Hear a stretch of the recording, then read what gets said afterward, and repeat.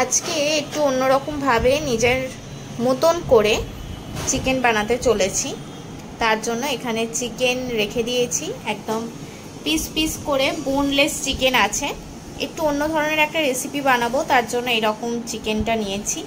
এখানে আছে আদা, রসুন আর কয়েকটা গোটা কাঁচা লঙ্কা। এখানে এই তিনটে জিনিস রেখে দিয়েছি। আর এখানে নিয়েছি অনেক কটা শুকনো লঙ্কা, টমেটো, এরকম বড় বড় সাইজের পেঁয়াজ রেখেছি। এখানে কিছুটা এরকম সাইজের পেঁয়াজ আছে, বক্স বক্স মতন করে কাটা। এখানে পেঁয়াজ, ক্যাপসিকাম, আর এখানে কিছু কুচনো পেঁয়াজ আর কুচনো ক্যাপসিকাম আর শুকনো লঙ্কা। টোটাল কিন্তু তিনটে সাইজে তিন রকমের পেঁয়াজ কিন্তু এখানে রাখা আছে। আর এই যে এই সবগুলো নিয়েই আজকে একটা একটু অন্য ধরনের নিজের মতন করে একটা কিছু বানাতে চলেছি। তাহলে চলো যাই। প্রথমে একটা পেস্ট বানিয়ে নেব, যার জন্য টমেটো, পেঁয়াজ, আদা, রসুন আর এই কয়েকটা গোটা কাঁচা লঙ্কা আর শুকনো লঙ্কা, এগুলো দিয়ে একটা পেস্ট বানিয়ে নিচ্ছি। এই যে পেস্ট রেডি করে নিয়েছি একবারে। আর এখানে কয়েকটা কিন্তু গোটা রসুন রেখে দিয়েছি। এবার কড়াইতে একটু তেল গরম হলেই কয়েকটা তেজপাতা আর গোটা জিরে ফোড়ন দিয়ে দিচ্ছি। তারপরেই যে কুচনো পেঁয়াজ আর ক্যাপসিকাম ছিল সেগুলোকে দিয়ে দিচ্ছি।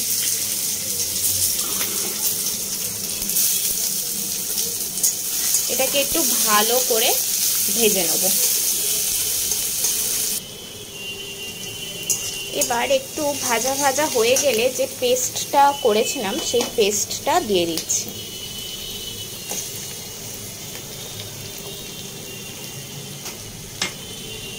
এবার ভালো করে এটা কষাবো। এবার দিয়ে দিচ্ছি মশলাগুলো। প্রথমে দিচ্ছি একটুখানি নুন, এবার দিচ্ছি জিরে গুঁড়ো, এবার দিচ্ছি ধনে গুঁড়ো, আর দেবো চিনি। যেহেতু শুকনো লঙ্কার পরিমাণটা অনেক বেশি রেখেছি তাই আর লঙ্কা দিচ্ছি না। তোমরা যদি শুকনো লঙ্কা না খাও তাহলে লঙ্কা দিতে পারো। আমি একটু শুকনো লঙ্কার ঝালটা পছন্দ করি, তাই জন্য ওটাতেই মেন ঝালটা দিয়েছি। এবার এটাকে ভালো করে কষতে থাকবো। এবার একে একে চিকেনগুলোকে দিয়ে দিচ্ছি।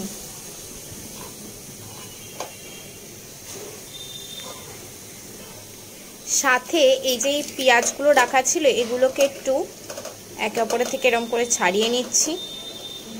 দিয়ে এবার সেগুলোকেও পেঁয়াজ, এই গোটা রসুন আর ক্যাপসিকাম সেগুলোকেও এর মধ্যে দিয়ে দিচ্ছি। দিয়ে এটা ভালো করে এবার কষাচ্ছি।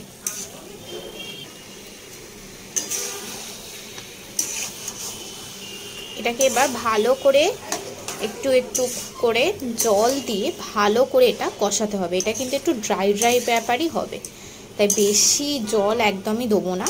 সামান্য সামান্য জল দিয়ে এটাকে একটু একটু করে কষাবো।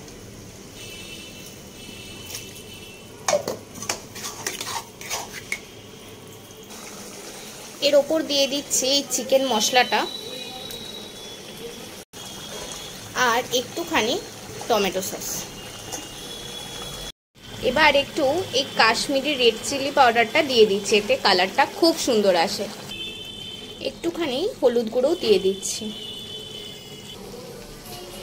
এই যে কষানোর পর এই যে চিকেন একদম রেডি হয়ে গেছে। এবার গ্যাসটা জাস্ট অফ করে দেবো। একটু অন্যরকম ভাবে নিজের মতন করে চিকেনটা একটু বানালাম। হ্যাঁ, অবশ্যই ধাবার স্টাইলে কিন্তু চিকেন করেছি। এরকম চিকেন কিন্তু ধাবাতেই একমাত্র পাওয়া যায়। তাই তোমরা যদি ধাবার স্টাইলে এরকম চিকেন করতে চাও অবশ্যই এই রেসিপিটা নিজেদের বাড়িতে করে দেখো। আশা করছি তোমাদেরও ভালো লাগবে। এটা তো আমাদের দারুণ লাগে। চলো টাটা, বাই বাই। ধাবার স্টাইলে চিকেন।